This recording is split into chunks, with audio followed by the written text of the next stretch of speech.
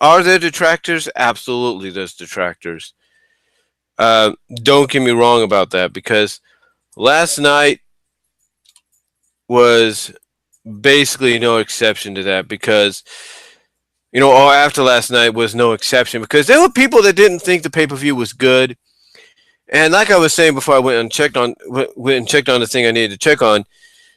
As I was saying, people, and a lot of people have pointed this out over the past couple of years, past month, or past few months, or whatever, that the reason people say this about companies like AEW or Impact or Ring of Honor or even New Japan, who go on, or even a brand within the company itself, is because they're so programmed to accept wrestling as they see it. I mean, they're so programmed, in the eyes of a lot of people, they're so programmed to accept what WWE gives them, that when they see something like AEW pop up and basically say, yeah, we're here to make a statement, it pretty much, how do I put this? It pretty much, in the eyes of those that, like I say, detract of what are detractors of AEW, it's basically those detractors. And I said this, I responded to one of Good Mike Works, Greg Morgan's tweets. I basically said that fans look at a company like AEW as WCW 2.0. And they're worried that AEW is just going to follow the same suit as WCW. Now, do people have a right to their opinion to believe that? Absolutely. Does everybody have to agree with it? No. But a lot of people that come to AEW's defense, believe it or not, are casual, if not hardcore WWE fans themselves. Like, they'll watch what Raw gives them, what SmackDown gives them, what NXT and NXT UK and 205 Live gives them. And, they'll come out on social media and on, like Twitter and Facebook and YouTube and whatever, and they'll criticize what they liked and what they didn't like, the positives and the negatives. And when you look at All Elite Wrestling, and the thing is, you have these fans that I mentioned that are actually defending AEW from these detractors that are trying to basically talk sense, if you will, to these detractors and say, look, this is AEW's first official event under their banner. Yeah, they're going to have some hiccups. Yeah, the production, the stage, whatever, the ring. Yeah, it's going to look very WCW or have a very WCW-like vibe. There's no doubt about that. But what they're trying to tell these people is this is just the beginning. Yes, were there some issues? Yeah, there were a bit, not much, but there were a bit. But as time goes on, they're going to work out the kinks. They're working out the kinks so that stuff doesn't happen again.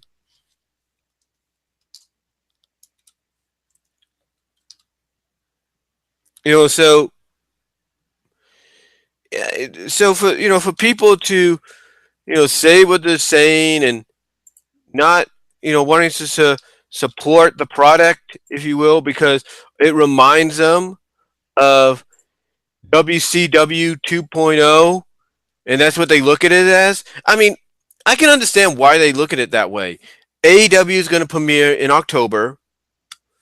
I think Wikipedia may have leaked it's going to be October 19th. I think even the Bucks leaked that during a recent interview where somebody brought up the fact that WWE was going to have a talk show or WWE-centric talk sports show, whatever, on FS1. And I think it was Nick or Mike Jackson or Matt Jackson. No, not Mike Jackson.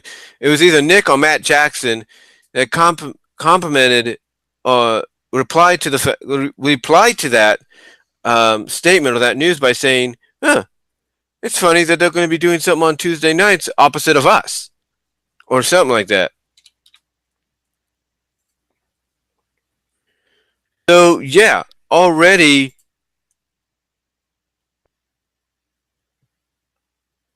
So yeah, or so yeah.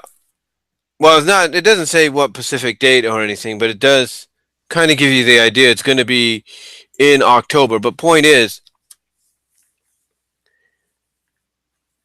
what was I trying to say? Um, yeah, okay. But like I said, they basically see the fact that AEW is going to be on TNT, and they worry at the fact that AEW is just going to follow suit like WCW. Now, like I said, do they have a right to their opinion to believe this and all that? Absolutely. I'll feel this way. Absolutely. Because here's one thing about a lot of these detractors that are trying in their way to point out the pros and the cons. Like, they're cool with competition as long as it's done right. But what they look at is the cons. And the biggest cons they see is you have Cody Rhodes, Matt and Nick Jackson, the Young Bucks, Kenny Omega working behind the scenes as well as competing in the ring. And last night, a lot of people will take what they saw as basically a prime example of what they worry about. Now, Cody did come out in an interview after Double or Nothing, and he basically stated that what he did with his entrance, and I'll get into that in a moment, what he did with his entrance was not just, hey, firing the first shots in this new war with WWE, but also it was a different kind of symbolism. Like, he was basically stating to everybody that, yeah, I might be an executive vice president behind the scenes or whatever, but I'd rather be more of an in-ring competitor than be put in that role full time. He even credited Tony Khan in his first time on the job working gorilla position that he actually timed things good, that he actually got things down pat, right off the bat. So yeah, Cody basically explaining that, look, I want to be a wrestler first instead of taking on that role that behind the scenes role full time. And people would have to honestly, I'll be honest with you guys, okay? I have to respect Cody for that if, as some people would put it, if that is the truth, which I think it is. I have to give Cody a lot of credit. I have to give him a bunch of credit here because, if that is his intention, which I believe it could be, because let's be honest, Cody and the Young Bucks don't really strike me as executives, the executive type, if you will.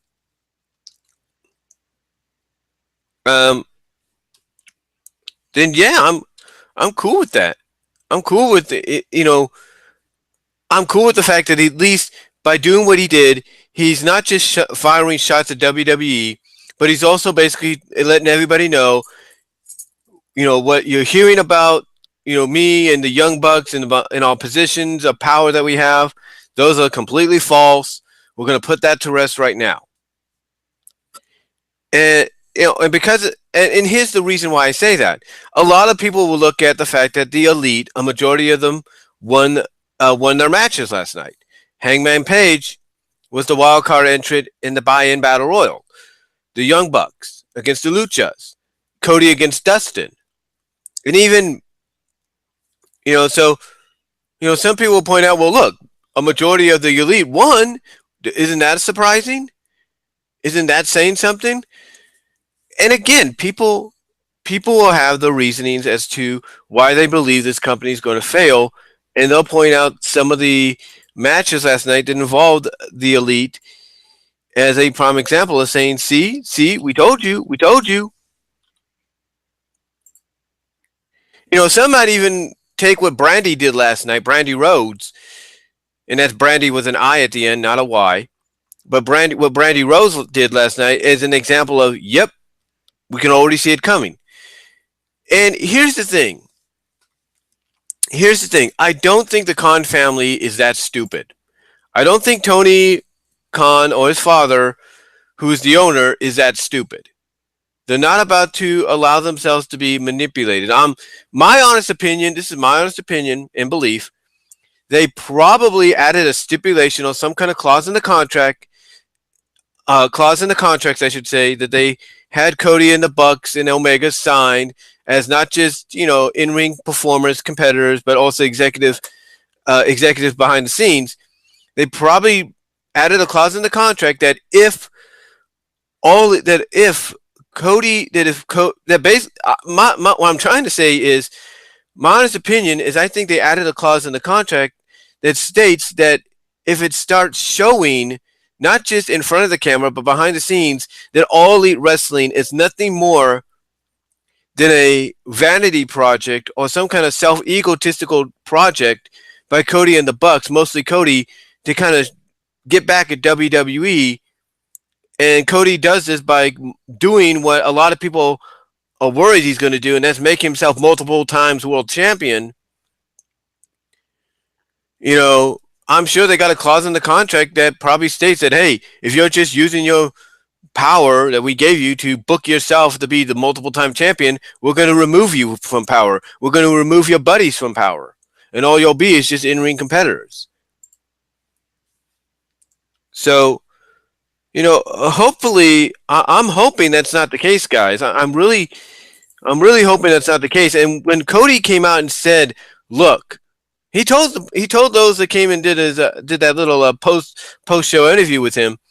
He said, look, he basically said, look, whatever worries people have, they can put it to rest because we're not going to go that route. We're not going to be that way. We're not going to be like, oh, I'm just using this company to get back at WWE and all that. No. Hopefully that's not the case that, we get.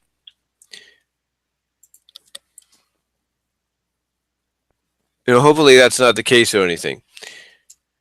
But anyway, let's get into the event itself. Now, I'll be honest with you. Now, there are some other things I will talk about in a little bit. But I'll be honest with you. The closer we got to the event, the more I was kind of on the fence about ordering it. Because I'm like, yeah, I want to order it. But I don't know. Because me and my mom had just got our cable bill up to speed, up to date. And I was on the fence about it. And then I thought, well, wait a minute. Let me calculate something. So I used the calculator on my Samsung Galaxy. And I thought to myself, okay, let's see what it got here. And I figured, all right, if I add $50 to the already total that we have here, well, not 50, but $60, because believe it or not, I don't know, maybe this was an oopsie on All Elite Wrestling, or the cable companies didn't get the memo, or Xfinity didn't get the memo. But a lot of people say that All Elite Wrestling charged $49.99 for the pay-per-view, right? When I paid for the pay-per-view, when I got it, I was charged, I had $59.99 added to my bill. $59.99. And you might say to yourself, well, now you might ask, well, wait a minute, wasn't it supposed to be $49? Well, I looked on standard because I was thinking, okay, standard would be the cheaper one. Standard pay-per-view was $59.99. So I looked at that, I'm thinking that's got to be a mistake. Because I thought, honestly, at first I thought it said $49.99. I went back, nope, it said $59.99. I'm thinking that's got to be a mistake. So I checked thinking, okay, maybe the HD will be $69 because HD is a little higher. No, HD was the same price. So you would think, okay, if HD is higher, is $59.99, then shouldn't the standard be $49.99? And again, I went back and forth thinking there's got to be a mistake. Nope, both were $59.99. Now, I don't know if that was maybe a mistake on Xfinity's part, Comcast's part, due to the fact that they didn't get the memo that it's supposed to be $49.99, or because of the fact that Comcast owns NBC, and thus NBC owns USA Network, and USA Network runs WWE, that they decided, you know what, if we're going to run this pay-per-view event for this new rival company, we're going to charge $10 more. We're going to tack on $10 more to the original price range just so we can make a little extra money. And if that's the case, Ace, then fine. That's their business. That we can't really do much about it. But I'm sure I'm not going to be the only one that's an Xfinity subscriber or user that's going to call them out on that. I'm sure All Elite Wrestling and the Khan family is going to get plenty of phone calls saying, yeah, Xfinity charged us $59, not $49. So hopefully, what I'm trying to say is hopefully somebody calls them out about that. Because honestly, that should not have happened. That shouldn't have gone down the way it did.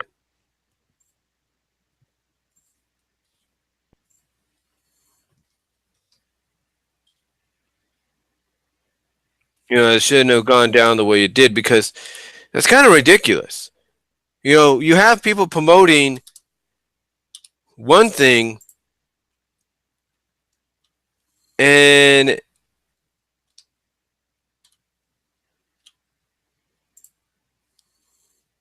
yeah, you come out and you basically say you're going to charge, what I'm saying is you have a company come out and say, yeah, it's going to be $49.99, and yet you come out and you add $10 more. That does not make any sense. That does not paint you, the company, in a very positive light. Because, no, well, not the wrestling company, but the cable company in a positive light. I mean, what this basically shows, in my opinion, is it shows blatant favoritism. That's what it does. It shows blatant favoritism. It shows blatant favoritism on Xfinity's part, on Comcast's part. Even if it is just adding $10 more, tacking on $10 more, it shows blatant favoritism. And that's not how it should have been. They should have honored the deal that AEW gave. They should have done that. They shouldn't have gone and said, okay, we're going to tack on $10 more. Now, unless they did talk to All Elite Wrestling and the Khan family and everybody and said, look, yeah, we're going to carry your pay-per-view, but because we run the WWE shows, because we run the shows on our primary networks, we're going to basically charge 10 more. So,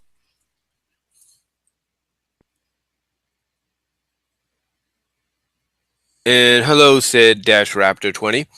Well, like I said, it's mainly like